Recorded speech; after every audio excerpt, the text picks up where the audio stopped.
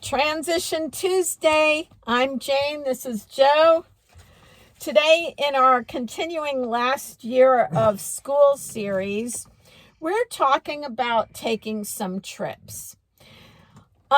It's pretty common for people who are finishing their school career to go on a trip. Whether you go somewhere exciting that you've never been before, you go with a group of friends, we're definitely going to be going on some trips, mostly to see family members who live out of state. So today we're talking about getting on the road again. Joe hasn't traveled in the last couple of years, first because of COVID, then because of surgery, and now because, he's finishing school, and frankly, travel for Joe is challenging. So we're going to talk about some strategies that we use for traveling that I hope will help you, whether you have a disability or not. We travel by car, and as you can see, we have a modified vehicle. Joe gets to ride up front with the driver. Having a modified vehicle was a game changer for us because prior to that, we had to load Joe's chair in the back of our old Dodge Grand Caravan, and Joe sat in a car seat, an adapted car seat, and he hated that. This is a much more comfortable seat for him to travel in, and we have a ramp, and it was really a game changer. So having a modified vehicle helps us with Joe's wheelchair access. But we also travel by car because traveling by plane is just not an option. Joe cannot sit in the passenger seats in an airplane because he doesn't have the trunk and head control that's needed to sit in that. And we are not lugging around a ginormous car seat for him to sit in. And also, when you travel by plane and you're a wheelchair user, your wheelchair goes in the cargo hold. And so there's a whole bunch of stories about that if you Google airline travel for wheelchair users. It's challenging. And frankly, we sort of need to be masters of our domain. We need to be able to control our travel more than you can when you're on a plane. So we drive. So here are some things to consider when you're going by car. Seating, which, for Joe, he's in his wheelchair, but some people who have like motion sickness issues or any kind of vestibular thing going on, you want to consider, do I sit in the front? Do I sit in the back? Where am I going to sit? Do I need any medications to deal with motion sickness? Do I need more leg room because I have muscular issue or injury that, requires me to be able to stretch my legs out? What kind of seating is needed? If you're driving and you have a disability, there's other things. You can rent a car with hand controls. There's all kinds of possibilities. You just need to do your homework. Duration. What's the duration of travel?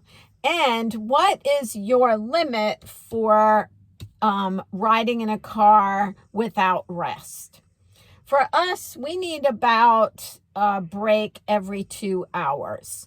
So that's going to make the duration of travel time obviously longer than it would be if we drove straight through.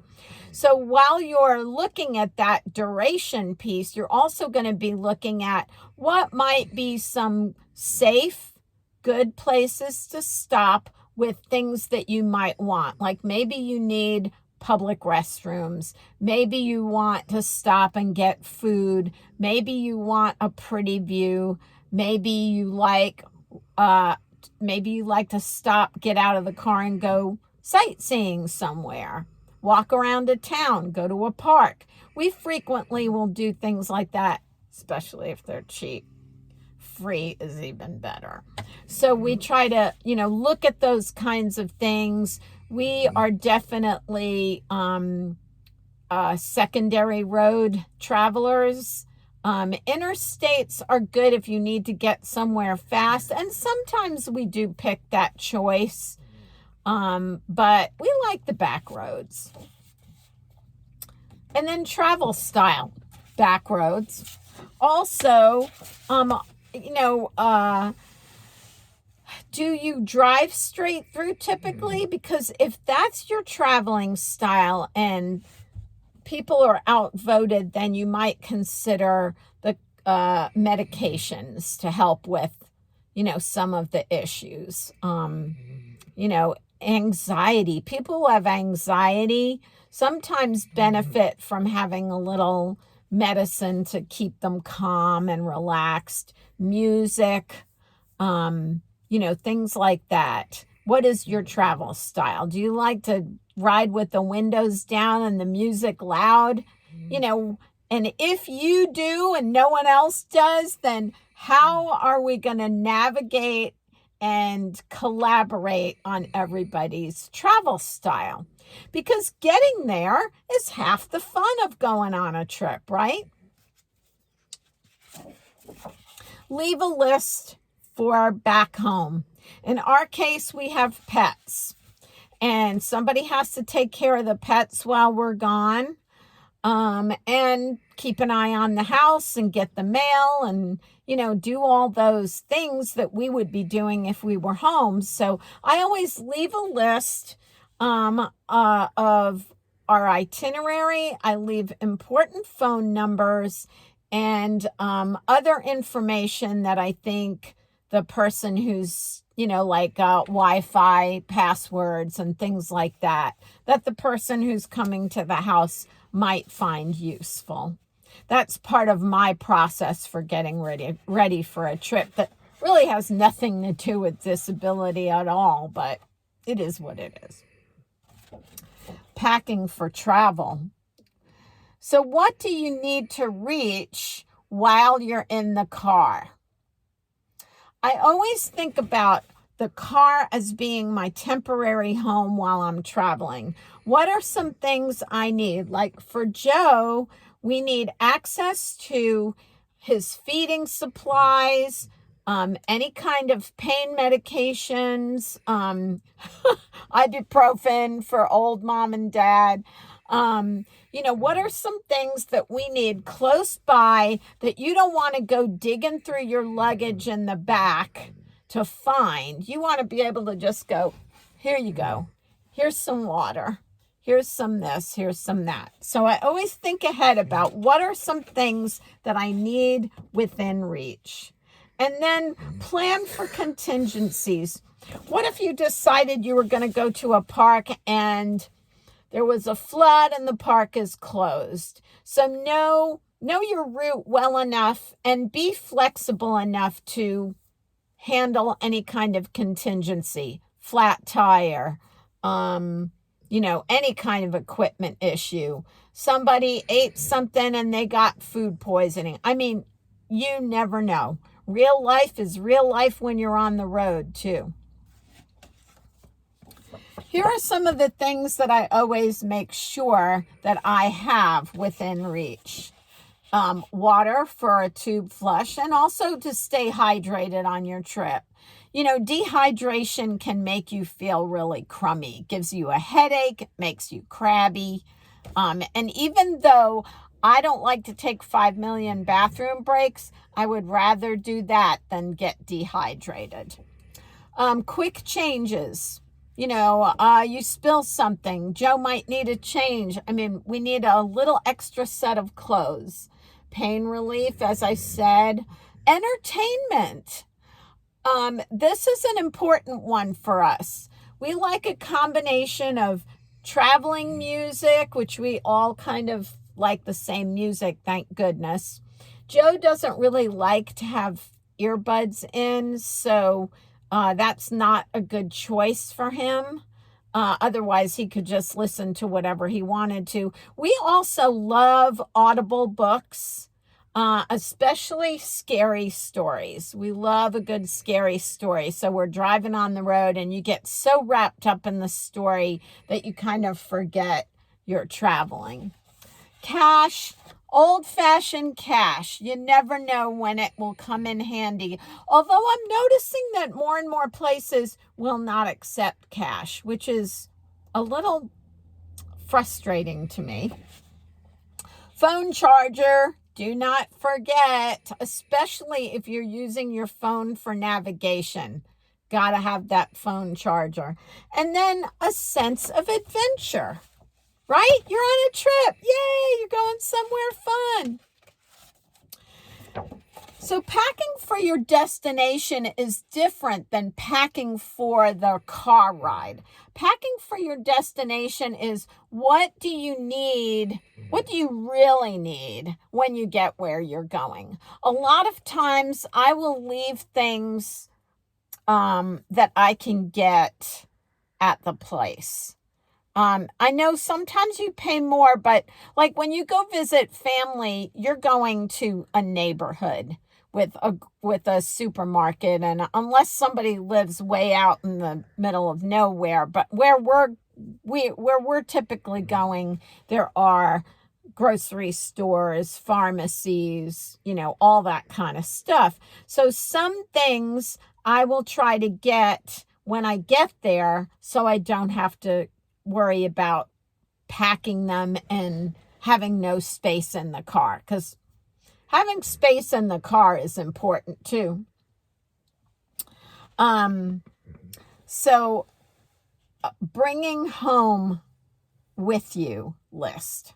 So my bringing home with me list means what are some things that I use at home every day that I can't live without. So I make a list of what are those things at home that I use every day that I can't live without, that I can't get where I'm going. Most of that has to deal with medication, making that medication list. And with the way things are right now with insurance companies and regulations, sometimes getting those medications in between, like maybe you have a week's left and you can't order that medication until the end of the week, but you'll already be gone by then. How do you navigate some of those things? So that's my bringing home with me list. And then, because we're working on Joe making more choices, we need to work on including you in some of the decisions we make about our trips. Do you like that idea? Do you want to be included in the things we decide about going on our trip? Tell me with your voice. Yes, or touch my hand. Do you want to be part of the decision making about our trip? Things like what you're going to bring with you and where we're going to go. When we stop to rest, do you want to help us make decisions like that? Is that important to you?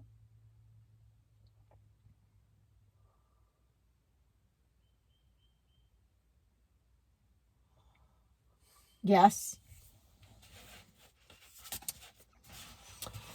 So he's not saying anything right now, but I guarantee when we get on the road, he will be very vociferous about making choices. Maybe I'll put the camera on. Access, the destination, things that we talk about and consider. Bath, shower, depending on how long we're going to be there. Sleeping arrangements, and privacy for Joe. Because sometimes that's hard to get, privacy, because of limitations in places where we can change Joe when he needs some hygiene stuff, and sharing a room, those kinds of things. Here are some of the things that I make sure that I bring with us. Meds. Some of Joe's medications have to be refrigerated, so we have to make sure we have a cooler and access to ice while we're on the road. And cool packs, ice and cool packs. Hygiene items, Joe's G-tube formula, or a backup blender. Once we get there, if something happens to Joe's G-tube packets, his food packets, then if I have a blender, I can make his food. Swim supplies. Joe needs special swim supplies. And then we need to make sure, and Joe needs to be included in this, that we plan rest and recovery time after our travel days. Or after we are, like, let's say we go to something while we're traveling and Joe is going to be in his chair for a full day. He might need the next day to recover. So we have to think about all those things, and Joe needs to help us make decisions about those things while we're traveling. All of these things I have learned over the years can be the difference between fun or frustration, especially if things aren't going as planned. But is it worth it to travel? Absolutely. Absolutely. And we'll let you know how it goes when we plan our trip. We'll have to definitely do some out in the field reporting about any trips we take. So here are some resources. Disabilityinfo.org. If you put in the search travel, there's some good advice there. Believe it or not, the U.S. Department of Transportation has a whole section on traveling with a disability, which includes a lot of advice about traveling by air and train and other things. And then autismnow.org, in the community/travel.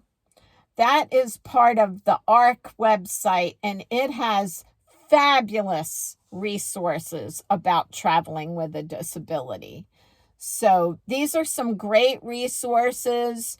Of course, any browser, if you just type in traveling with a disability, will give you a lot of good options. There's a lot of folks out there doing travel blogs, people who have disabilities who are doing travel blogs.